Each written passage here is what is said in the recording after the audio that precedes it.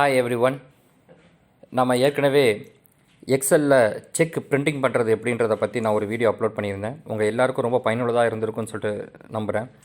அதே போல் இப்போது நான் ஒர்க் பண்ணிக்கிட்டு இருக்க போகும்போது ஃபேஸ் பண்ண சில சேலஞ்சஸை நம்ம அதெல்லாம் கூகுளில் போய் ஃபைண்ட் அவுட் பண்ணி கண்டுபிடிச்சேன். அதெல்லாம் உங்களுக்கு பயனுள்ள வகையில் தமிழில் எக்ஸ்பிளைன் பண்ணுறது இந்த வீடியோ மூலிமா நான் உங்களுக்கு எக்ஸ்பிளைன் பண்ணலான்னு சொல்லிட்டு ஒரு முயற்சி பண்ணுறேன். அது என்னன்னு சொல்லிட்டு பார்த்தீங்கன்னா கன்காட்டினேஷன் ஃபார்முலா. இந்த கன்காட்டினேஷன் ஃபார்முலாவை நீங்கள் பெரும்பாலும் யூஸ் பண்ணியிருப்பீங்க.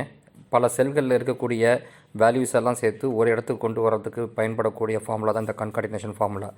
இதில் நம்ம பல செல்களில் இருக்கிறதெல்லாம் சேர்த்து மொத்தமாக இங்கே கொண்டு வரலாம். பெரும்பாலும் இதை நம்ம ஒரு ரிப்போர்ட்டுடைய ஹெட்டிங்ஸை நம்ம டேட்டோட மென்ஷன் பண்ண போகும்போது, for example financial reports, accounting reports எல்லாமே நம்ம ஆஸ் ஆன் ரொம்ப ஒரு ஸ்டேட்மெண்ட் ஆஃப் அக்கௌண்ட்டாக இருக்கட்டும், கஸ்டமர் ஸ்டேட்மெண்ட்டாக இருக்கட்டும், பேயபிள் ஸ்டேட்மெண்ட்டாக இருக்கட்டும், வாட் எவர் இட் இஸ், நம்ம அதை ஆஸ் ஆன் டேட் நம்ம வெரி இம்பார்ட்டன்ட்.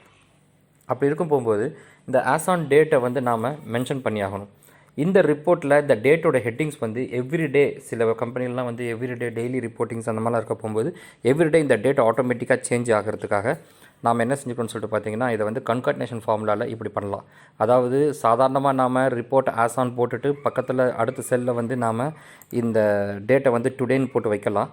இருந்தாலும் அது நல்ல பர்ஃபெக்ட் ஃபார்மேட்டில் வர்றதுக்காக நம்ம என்ன செய்யலாம், கன்காட்டினேஷன் ஃபார்முலாக்குள்ளேயே inverted comma, within inverted comma கூட நம்ம என்ன டைப் பண்ணுறோமோ அது அவ்வளோ வரும். ஸோ அது ரிப்போர்ட் ஆஸ் ஆன் போட்டுட்டு நம்ம ஐஃபனை மென்ஷன் பண்ணி இன்வெர்ட் கமா க்ளோஸ் பண்ணிவிட்டு, அடுத்ததாக நம்ம டேட் அந்த இடத்துல கொண்டு வர்றதுக்காக நம்ம நார்மலாக டேட்டை ரெஃபர் பண்ணி அந்த செல்லை டுடேன்னு கொடுத்துட்டு அந்த டுடேன்னு கொடுத்த அந்த டுடே ஃபார்முலா யூஸ் பண்ண செல்லை டேரெக்டாக ரெஃபர் பண்ணிங்கன்னா அது உங்களுக்கு நம்பர் ஃபார்மெட்டில் தான் வரும். அந்த டேட் அது உங்களுக்கு என்னவோ வராது, இந்த மாதிரியான ஒரு டேட் ஃபார்மெட்டில் அது வராது. ஃபார் எக்ஸாம்பிள் நான் உங்களுக்கு இங்கே செஞ்சு காட்டுறேன். உங்களுக்கு அது இந்த மாதிரி நம்ம ரிப்போர்ட் ஆஸ் ஆன்ற ஹெட்டிங்கை டைப் பண்ணிவிட்டு அடுத்தது நான் டேரெக்டாக இந்த செல்லை ரெஃபர் பண்ணேன்னா அது இந்த மாதிரி ஒரு நம்பர் ஃபார்மேட்டாக தான் வரும். ஸோ இதுக்கு நம்ம என்ன செய்யணும்னு சொல்லிட்டு பார்த்தீங்கன்னா, டேட் ஃபார்மேட்டை கொண்டு வர்றதுக்கு டெக்ஸ்ட்ன்ற ஒரு புது ஃபார்முலாவை யூஸ் பண்ணி ஓப்பன் ப்ராக்கெட் அதில் எந்த செல்லில் டுடே ஃபார்முலா யூஸ் பண்ணியிருக்கோமோ அந்த செல்லை ரெஃபர் பண்ணிவிட்டு அது எந்த ஃபார்மேட்டில் உங்களுக்கு வேணுமோ DDMMYY, இதுக்கு செப்பரேட்டாக நான் இங்கே ஐஃபன் யூஸ் பண்ணியிருக்கேன். அங்கே செமிகோலனோ ஸ்லாஷோ எது வேணாலும் யூஸ் பண்ணிக்கலாம். ஸோ யூஸ் பண்ணி நாம் என்ன செய்யலாம், அது DDMMYYயை நம்ம வேறு ஃபார்மேட்டில் வேணாம் YYMMDDன்னு கூட நாம் பயன்படுத்திக்கலாம். ஸோ இந்த மாதிரி நம்ம பயன்படுத்தி இந்த ஃபார்முலாவை நம்ம க்ளோஸ் ப்ராக்கெட் கொடுத்து நம்ம க்ளோஸ் பண்ணோம்னா, so the result will be report as on 29/5/2020 complete date ஃபார்மேட்டில் நமக்கு என்ன கிடச்சிரும்.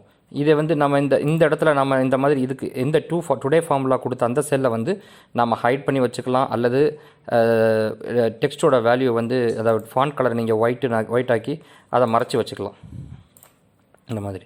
So report as on date, இது எவ்ரி டே இந்த டேட் சேஞ்ச் ஆகிக்கிட்டே இருக்கும். இந்த வீடியோ உங்களுக்கு பயனுள்ளதாக இருக்கும் நம்புகிறேன். இந்த வீடியோ உங்களுக்கு பிடிச்சிருந்தால் ஷேர் பண்ணுங்கள், லைக் பண்ணுங்கள். மறுபடியும் மேலும் நம்ம இதே போல் நம்ம ரிலீஸ் பண்ணக்கூடிய எல்லா வீடியோ உங்களுக்கு சேர்கிறதுக்கு இந்த சேனலை சப்ஸ்கிரைப் பண்ணுங்கள். தேங்க்ஸ் ஃபார் வாட்சிங்.